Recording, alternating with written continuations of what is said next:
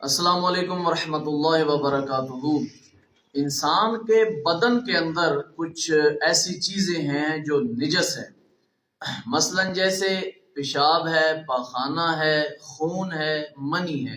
یہ چار ایسی چیزیں ہیں جو انسان کے جسم کے اندر ہیں اور یہ نجس ہیں، لیکن ان کی نجاست ثابت ہوتی ہے اس وقت جب یہ انسان کے بدن سے باہر آتی ہیں، اس وقت ان کی نجاست جو ہے وہ ثابت ہوتی ہے۔ اگر انسان کے کپڑوں پہ لگ جائیں یا بدن پہ لگ جائیں تو پھر جو ہے بدن کو پاک کرنے کا پھر طریقہ کیا ہے؟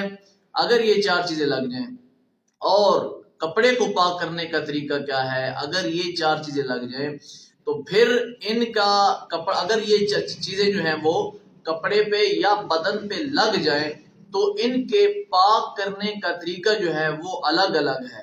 پیشاب پاخانہ لگے گا، اس کا طریقہ الگ ہے، خون لگے گا، اس کا طریقہ الگ ہے۔ اس کے بعد اگر منی انسان کے جسم یا کپڑے کے اوپر لگ جائے تو پھر اس کے پاک کرنے کا طریقہ جو ہے وہ بھی الگ ہے۔